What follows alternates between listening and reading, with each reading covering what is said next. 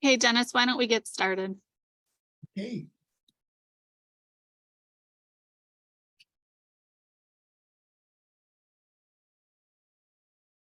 Good afternoon.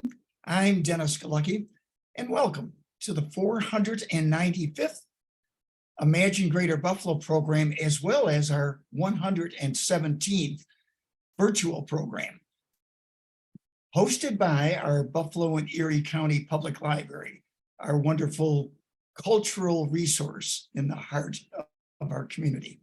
Now, we're so glad you've joined us today. This program is created by the Center for the Study of Art, Architecture, History, and Nature, C-SAAHN, as I pronounce it, and ImagineLifelongLearning.com.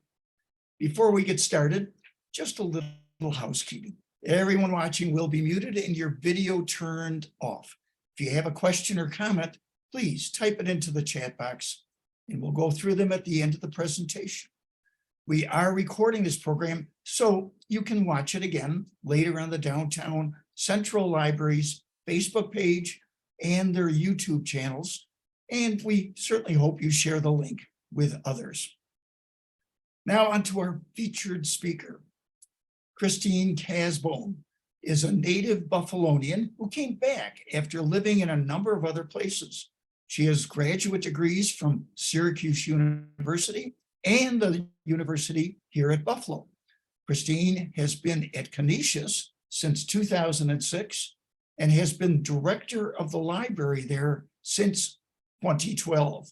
She is also currently serving as a member of the Board of Trustees of the Western New York Library Resources Council. Now, today's presentation is within the context of the entire month of April is National School Library Month. As such, the Imagine Greater Buffalo program is featuring various folks involved in the library treasure that we have here in Western New York. So with that, we're going to hear about Canisius College from Kristine. Take it away, Kristine. Thank you, Dennis.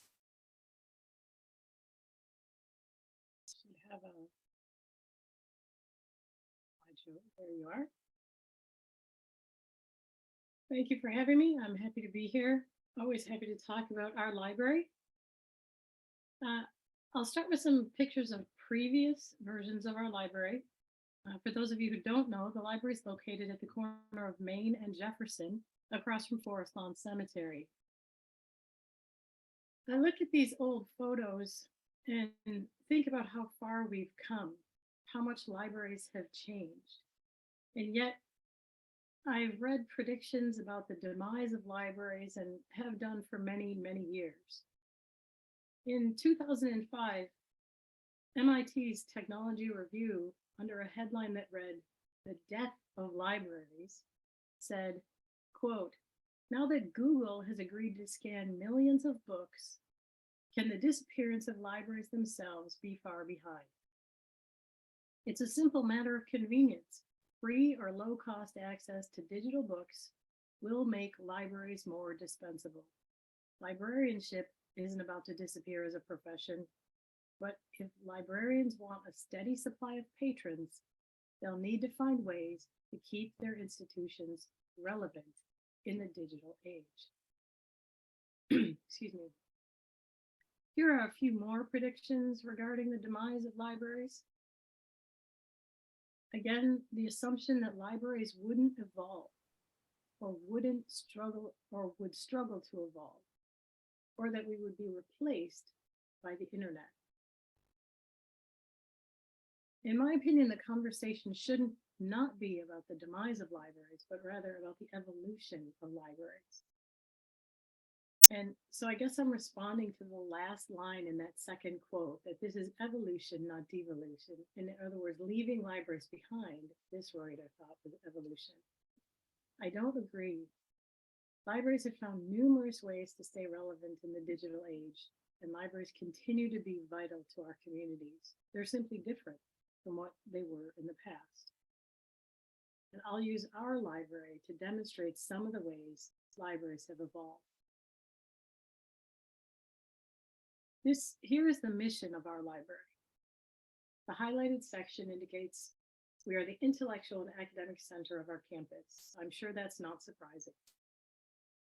We're here to ensure student academic success. As expected, we provide scholarly resources and expertise in research to ensure that students and faculty have what they need. But note that it also says we are a social center. And I think that's one key way libraries have evolved. Our library supports both our Canisius community and our local community. I believe we complement the fabulous Meriwether Library that is just down the street from us. We welcome members of other community into our building, and we're also here for our students and our faculty. So let me start by telling you a little bit about the collections. That is the thing people most often think of when they think about a library, and collections have certainly evolved. Our physical collection of academic books covers the areas our faculty teach, so it's especially strong in religion, theology, New York State history, certainly, Holocaust studies, literature, education, sports administration. I could go on, but we have a strong academic collection, as I'm sure you would expect. In addition, though, our collection includes graphic novels, manga, young adult literature, children's books, board games, tabletop games, and you see some of those in the picture here. All of them are available to anyone who's in our building. We have,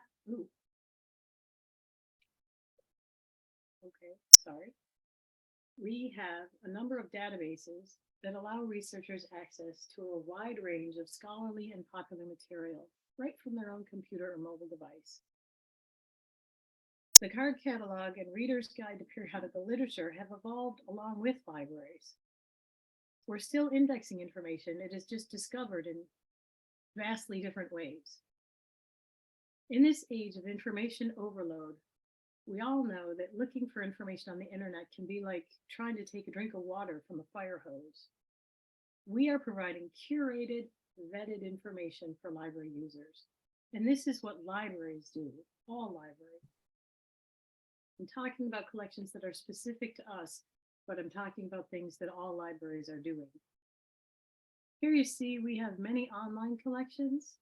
We've digitized these collections with the support of the Western New York Library Resources Council and the New York State Library.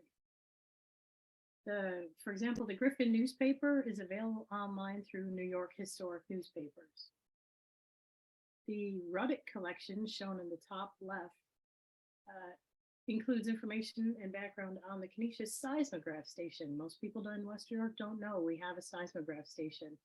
It was first set up in 1911, and it's still recording. So yes, it did record the earthquake we had here just some weeks ago.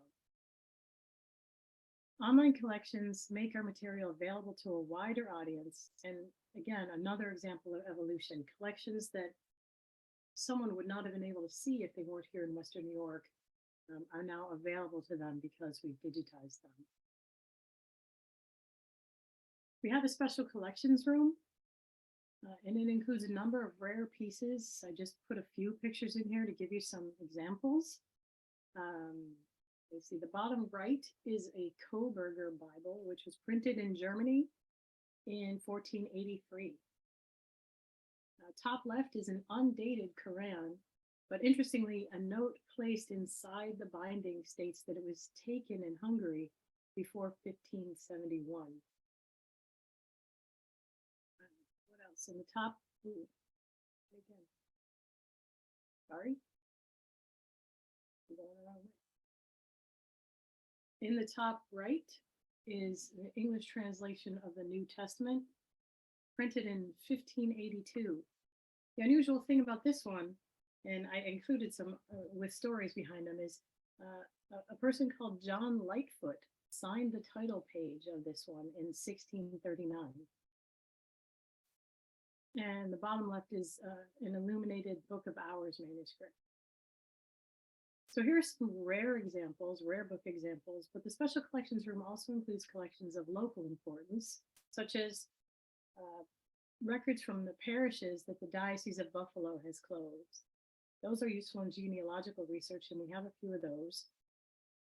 We have the Women for Human Rights and Dignity collection and the Papers of Home, which is the Housing Opportunities Made Equal organization, among others. And researchers are welcome to use these collections by appointment. And as you can see, some are available digitally. As I said earlier, there's so much more to today's library than a collection of material.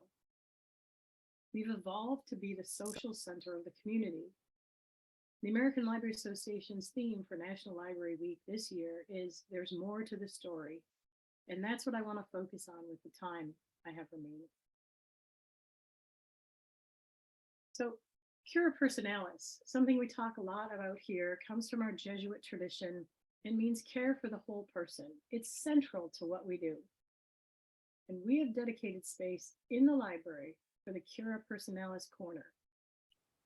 It consists of 2 rooms, and it's open to anyone. And you can see in the pictures there are prayer rugs, yoga mats, some softer lighting, other things that are not traditionally found in libraries. The spaces are used by individuals, small groups, for things such as yoga classes, group meditation, solitary contemplation, and prayer. Care for the whole person means we consider the mind, body, and spirit of our community. To do that, we must go beyond traditional academic library. We must be that social center of campus in addition to being an academic center. And we have evolved basically into being both. So let me show you some examples of how we do that. Please note that events are free and open to the public. So while I'll be talking about events that have happened in the past, I encourage you to follow Canisius Library on social media so that you know about future events before they happen. The top left picture here is a display developed in partnership with our Office of Campus Ministry. It was housed in the library and was related to the Syrian refugee crisis a few years ago. Bottom right is a collaboration with the Borders and Migration Initiative, which brought book trafficker or libro trafficante Tony Diaz to the library for a talk. Bottom left is a flyer promoting our weekly game night. Participants gather to play board games from our collection, and they play right here in the library. We also partner with Arts Canisius to host makerspace events. The one shown in on this slide was rock painting, and I'll show you another example of a makerspace event in just a moment.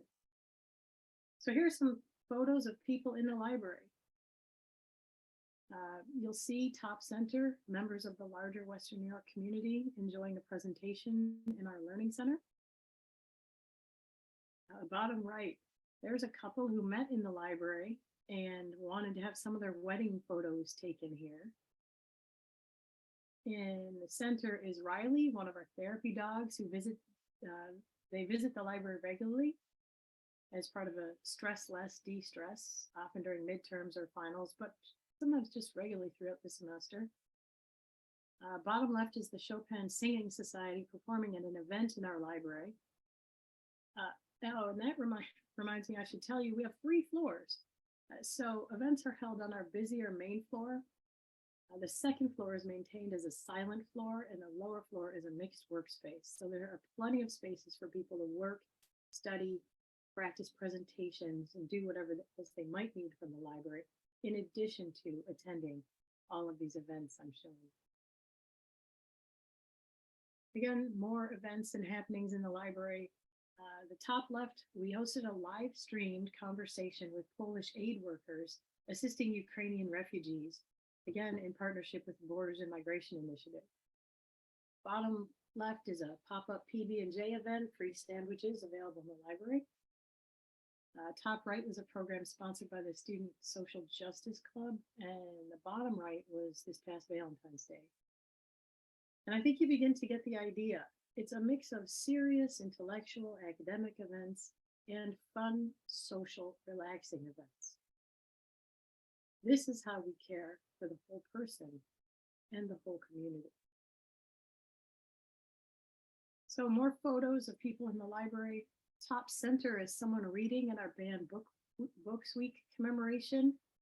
Every year we invite folks to come into the library and read aloud from their favorite band or challenged book.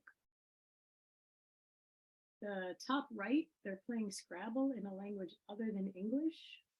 Can't see the detail in the picture well enough to know which language, but that was the event was International Scrabble. Bottom left, students are making laundry soap that is more environmentally friendly. And bottom right is a watch party we hosted when one of our teams made the playoffs. We invited everyone in to have pizza and watch the game.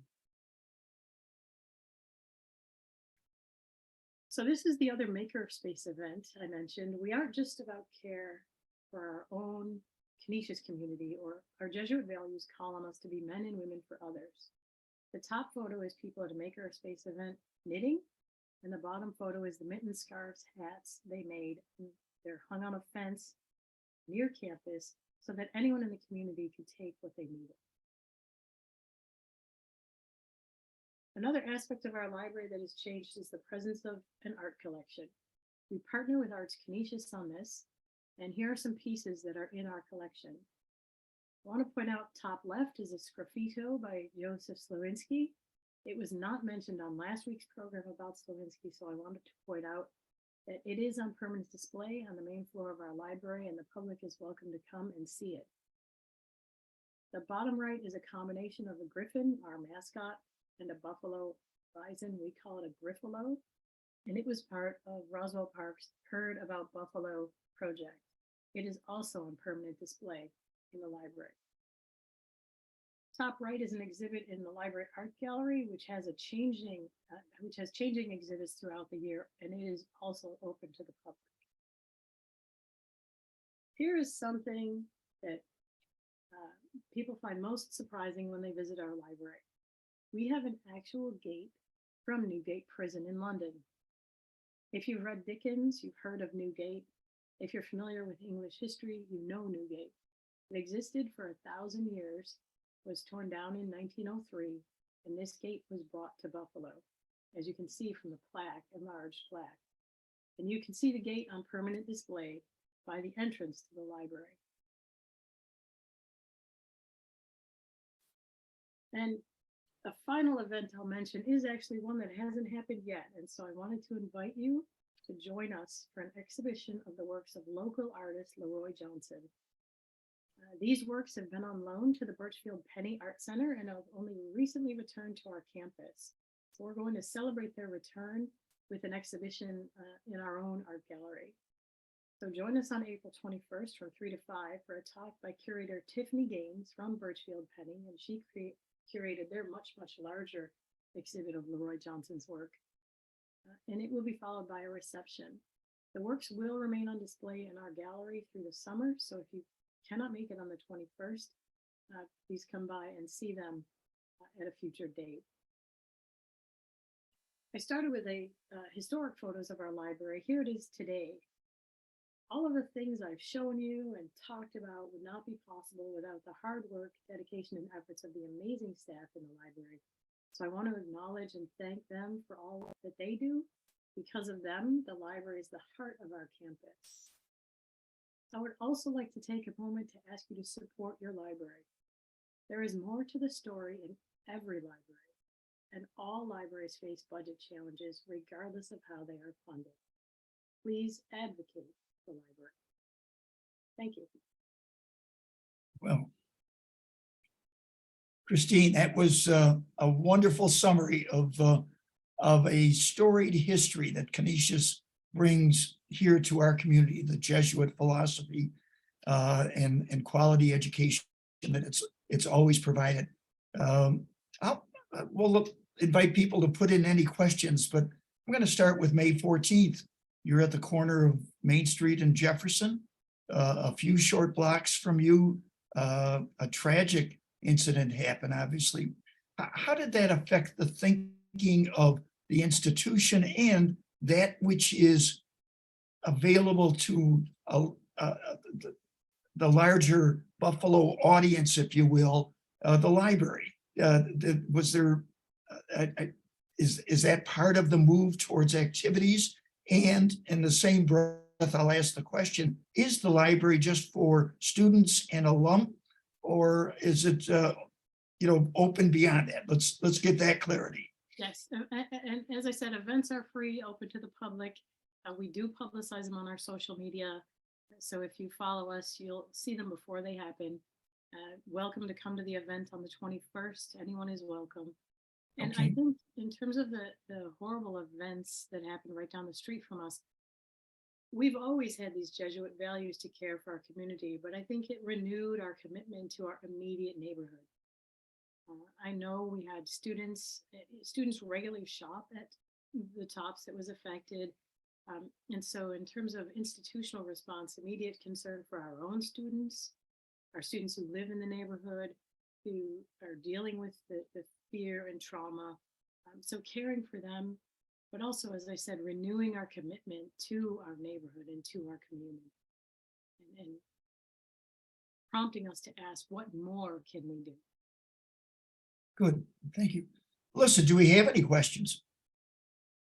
We have not gotten any questions yet. Come on, folks, let's see what, this is your one chance to talk to someone with a long history in library. I'm going to ask you this. You had started, did you have a couple of graduate degrees? What prompted you to say, the library is my future? How did that decision process come along? And did you find openings? And would you encourage people today to enter the field? For me, my first official job, not in a family business, was as a page at Buffalo and Erie County Public's Eggertsville-Snyder Library. I went on to work at the Lockwood Library as an undergraduate, and I worked at the Byrd Library at Syracuse University when I was a student there. So libraries have been with me since very first employment. But first degree was a master's in history. I did do some teaching, but found myself always drawn back to libraries and to research. So that's how it came about for me. In terms of opportunity, I would encourage folks to pursue this field because there's such a variety. There are libraries everywhere, archives everywhere, museums, and now there's also work on the technology side, the information architecture side. So it's a very diverse field and with a lot of opportunities and a lot of ways to tailor the degree and your work to your interests. And we have a graduate program at the University of Buffalo, as I recall, in the library. So yes. Yeah, very good. Any questions, Melissa? Yep, we have a few. So other than social media, how can people access information on events presented at the library? The library website, certainly, by all means, calling the library. We're happy to answer any questions if you prefer telephone over online. So happy to have people attend our events. So anything we can do to get word out. And as for the collections at the physical library, are those only available for borrowing by Canisius College students? Anyone can use our collections here in the building in terms of being able to take something away from the library. It depends on the user. So alumni, yes, and we're working on some policies that allow other types of borrowing. Special collections don't leave the special collections room. So it depends what it is. Our databases, anyone who's here in the library could use our databases to do research or read periodicals. And someone asked if you've heard about the recent move in Vermont to close their state college libraries and promising to transfer to all digital services. Yes, yes, of course, I've heard of it, and of course I'm concerned about that type of thinking. We have high circulation of, we still have steady circulation of physical items, As I said, I think just saying, well, the information is out there and online and available isn't enough. We need librarians to curate, to vet information. You know, I use, because I like it, the analogy that trying to find information on the internet is trying to get a drink of water from a fire hose. And with librarians helping to vet the information, I think our students are much better prepared with critical thinking skills and to be lifelong learners. So that's very concerning. And Dennis, those were all the questions that we received. Good. Thank you. The times are changing, and all I know is you've, over the years, Canisius, I'm speaking of in general, but certainly the library system as part of it, have influenced a large number of people. Is there any total number that you use at Canisius to say these are the people that came through our system and are out in the nation? Maybe they're local, maybe they're well beyond our borders here. What numbers do you have to reference the totality of the impact of Canisius College? That's so hard to quantify, right? Every alum who's ever come through the college, you know, going back now more than 150 years, Canisius has existed. And so we've always had a library, and you know, in my opinion, library is essential to anyone's academic success. So all of our alumni have been impacted by the library in their time here and have learned skills. Again, those are transferable lifelong skills that you're learning doing research, right? Mm-hmm. So they're taking them with them wherever they go. So we're all over the world, all over the country in terms of our influence. And I really, to follow up on that Vermont observation, I think the perception is out there that, oh, everything's been digitized. It's all available at a touch of a finger. Realistically, my guess is a very small percentage of the material you have has been digitized. Just you yourself at Canisius College, let alone all the other research libraries and all the college, university libraries. I don't have a feeling that most of it has been, just by the expense of doing so, digitized. What's your thoughts? I would agree, not just the expense, there are copyright issues, of course. And so I think some things have been digitized, but again, I always have to go back to the vetted information, that even if you're finding something out there, is it authoritative? Was it a legal copy? Was it a copyright violation? And these are the kinds of things that librarians in your library can help you sort out. Well, I've always said, and I'm sure your library is no exception, some of the friendliest people, always willing to answer your questions, work at libraries. At least I see them at the library, the public library system, certainly downtown and beyond. So, well, you know, we've managed to fill in our half hour very nicely. If you want to give us a reminder of that upcoming event that you have, please do so. Of course, it's April 21st here in the library. Again, the library's right at the corner of Main and Jefferson, and it's from 3 to 5 p.m. With a talk by the curator, Tiffany Gaines from Birchfield Penny, and then a reception to follow. Well, and again, it's a good chance to know that you're welcome to explore the workings of the inside of Canisius College by way of the library system. So take advantage of these opportunities when the public is invited, just to see it, share it with your kids, plant the seed that this is a possible place for you to continue lifelong learning. I guess that's how I see all libraries, as lifelong learning centers, and maybe we'll start rebranding them in some form. Anyways, and that's why I imagine lifelong learning, I guess. So, Kristine, thank you very much for a fine presentation and giving us an insight into your world and the world at Canisius College. You're welcome. All right, now let's see. Next week, we're going to be speaking to Cheryl Knapp from the Western New York Library Resources Council. Cheryl is the executive director of this most interesting way of looking at the whole library system in a portion of New York State. New York State is broken into different sections. Everyone has something similar that oversees the training, the information that's out there, and how it gets into the hands of the professionals within the library systems, schools, public, research libraries, corporate libraries, medical libraries. All of this exists, and the Western New York Library Resource Council connects all those dots here in our area. So thank you for your service, Kristine, as being a trustee on the board of what's the acronym of WNYLRC, as it's pronounced by many. And we hope you'll join us next week, folks. And thank you for doing so today. I'm Dennis Galucki. Be well and good day.